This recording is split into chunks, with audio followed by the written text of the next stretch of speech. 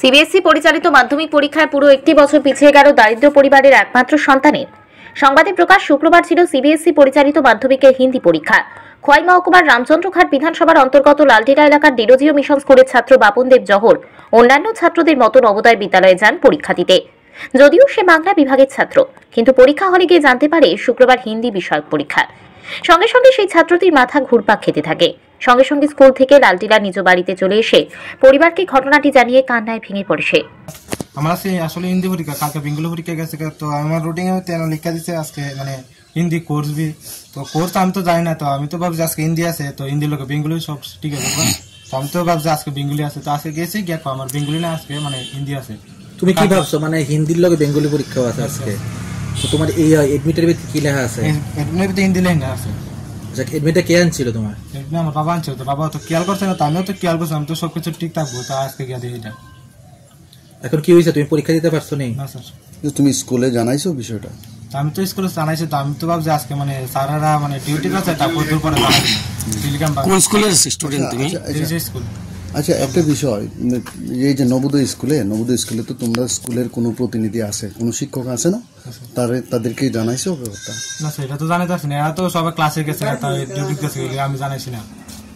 School জানে না? না না স্যার। এখন কি হয়েছে, তুমি পরীক্ষা দিতে পারছো না? তোমার নামটা কি? বাপন দেব। বাবার নাম? বাপি দেব। আরে কবে ভর্তি হয়েছো ডিরোজিও স্কুলে তুমি? স্যার তারিখটা বুঝতে পারছি না, মানে 4-5 মাস শেষে। তোমার কোন বোর্ডের পরীক্ষা? AISS এর পরীক্ষা আছে নাকি?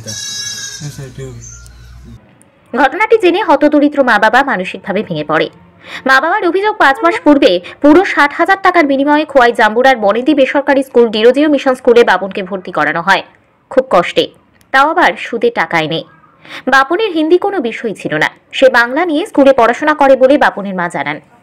কিন্তু শুক্রবার যখন শুনতে পারেন বাপন পরীক্ষা দিতে পারেননি, তখন আকাশ ভেঙে পড়ে দরিদ্র পরিবারের মাথায়। দুপুরে লালটিলা থেকে 8 কিলোমিটার দূরে খোয়াই শহরে ডিরোজিও মিশন স্কুলে ছুটে যান বাপনের পরিবার বাপনকে সাথে নিয়ে।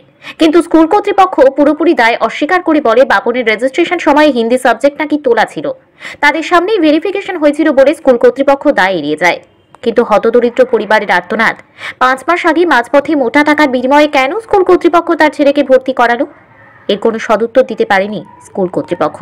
ব্যাপারটা আমি অনেক দেরিতে যখন ওর মা বাবা এসেছিলেন তখন আমি জানতে পেরেছি যে ও আজকে পরীক্ষাটা মিস করেছে। তা ওইখানে অ্যাডমিট কার্ডে লেখা ওর হিন্দি, কিন্তু ছাত্ররা বলছে যে ওর বেঙ্গলি। তো সেই অনুযায়ী সে আজকে বাংলা পরীক্ষা মনে করে সে স্কুলে গিয়েছে, অথচ বাংলা পরীক্ষা আজকে ডেটে লিখাইনি, আজকের পরীক্ষা হিন্দি পরীক্ষা। তো যথারীতি ও স্কুলে কারোর সঙ্গে যোগাযোগ করেনি। আমাদের স্কুলের ইনভিজিলেটর ছিলেন 4 জন, তো ও কারোর সঙ্গে যোগাযোগ করেনি। ইভেন ওখানে যে অফিসিয়ালস আছে যারা এক্সাম কন্ডাক্ট করেন তাদের সঙ্গে কোনো যোগাযোগ করেনি। বাইরে থেকে রুমেও এন্ট্রি নেয়নি, ও এক্সাম রুমে বাইরে থেকে নাকি ও বাড়িতে চলে এসছে। হয়তো যদি সে যোগাযোগ করতো, আমার স্কুলেরও টিচার ছিলেন, তারা অবশ্যই একটা কিছু ব্যবস্থা হয়তো হয়ে যেত, কিন্তু ওই জায়গাটাতে তো সে ওই কাজটা করতে পারে। নবোদয় বিদ্যালয়ে যখন আপনাদের টিচার ছিল সেখানে ওনার সঙ্গে কি ও কথা বলেনি বা ওর পরিবারের কেউ কথা বলেনি, বিষয়টা জানায়নি? না।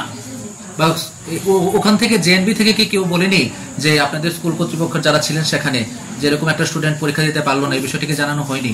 জানানো হয়নি, এবং তাকে আমি সে স্কুলে এসেছিল, আমি পার্সোনালি ওর সঙ্গে কথা বলেছি। ও বলছে, ওকে জিজ্ঞেস করেছিলাম আমি যে আমাদের স্কুল থেকে যে ইনভিজিলেটর যায় তুমি কি জানো সেটা? হ্যাঁ স্যার জানি। আমি বললাম তুমি এইটুকু মনে করো নি যে আমাদের স্কুলের টিচার, আমি এখান থেকে হেল্প পাবো, নিশ্চয়ই একটা কিছু আমার সলিউশন বেরিয়ে আসবে। তোমার কি এটা মনে হয়নি যে একবার আমি স্যারকে জানাই বা রুমে এন্ট্রি নিয়ে আমার জায়গাটাতে বসি, তারপরে আমাকে বের করে দাও, তাহলে আমি দুটো কথা বলার সুযোগ পাবো। তুমি কিসের উপরে বেস করে, কার কথার উপরে বেস করে তুমি স্কুল ছেড়ে চলে এসছো? স্যার এত কিছু বলছে না আমাকে। স্যার একটা বিষয় স্যার, ও ছাত্র বলেছে যে ও বেঙ্গলি ফিল আপ করেছে, এই জায়গাতে হিন্দি হয়েছে, এই বিষয়ে আপনি কি বলবেন? দেখুন, এটা একটা ধারাবাহিক প্রক্রিয়া। এই যে একটা বাচ্চা আমাদের স্কুল থেকে বেরিয়ে যায় বা আমরা যে ফাইনালি অ্যাডমিট কার্ড ইস্যু করি, এটা বিভিন্ন প্রসেসের মাধ্যমে হয়ে থাকে। প্রথমত রেজিস্ট্রেশন দিয়ে শুরু হয়।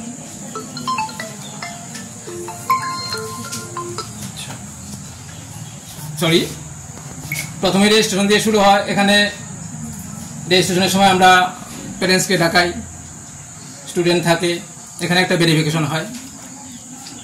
Secondly LOC, list of candidates, নাম আসে কারা কে কে এইবারের জন্য সুইটেবল, ওদের নামের লিস্ট আসে। তখনও আমরা মেসেজ করে প্যারেন্টসদের এখানে আনাই এবং আমরা নিজেরা থাকি এখানে।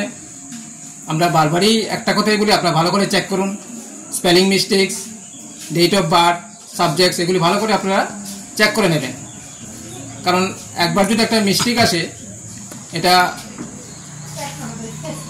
কারেক্ট করা একটু ঝামেলা হয়ে যায়। তো এটার দিকে আমাদের এমনিতেই একটা বিশেষ লক্ষ্য থাকে। ফাইনালি অ্যাডমিট কার্ড, যে অ্যাডমিট কার্ড আমরা দিয়েছি, ওই দিন বাপনের প্যারেন্টসও ছিলেন। আমরা বারবারই বলেছি যে আপনারা ভালো করে দেখুন, এই জায়গাতে সাইন করতে হবে, সাইন করুন, তারপরে আপনাদের দেওয়া হবে। স্যার, স্কুল কর্তৃপক্ষের গাফিলতি হোক বা প্যারেন্টস না দেখার কারণেই হোক, তারা তো বলছে যে তারা এতটা বিষয় জানে না বা বুঝে না, পড়াশোনার এত তাদের শিক্ষা কলম যোগ্যতা নেই। তো সেই জায়গায় দাঁড়িয়ে তো একটা ছাত্রের ভবিষ্যৎ নষ্ট হয়ে গেল, একটা বছর পিছিয়ে গেল সে। এই বিষয়টা নিয়ে কি বলবেন? তার জন্য আমরা রিয়েলি দুঃখিত। অভিযোগ, এর আগেও বহুবার মোটা টাকার লালসায় কোমলমতি ছাত্রদের জীবন নষ্ট করার অভিযোগ উঠেছে বিদ্যালয় কর্তৃপক্ষের বিরুদ্ধে।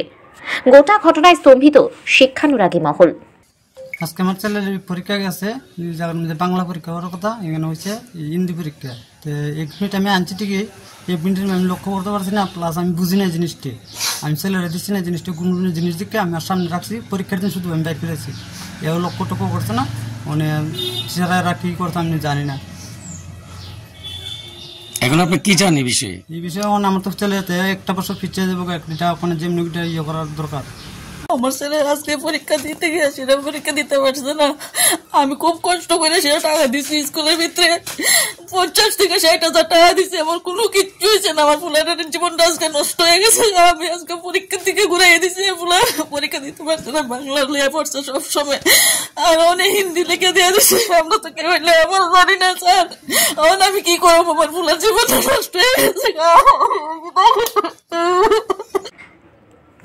খোয়াই থেকে প্রদীপ ঘোষের রিপোর্ট, ত্রিপুরা পাইওনিয়ার।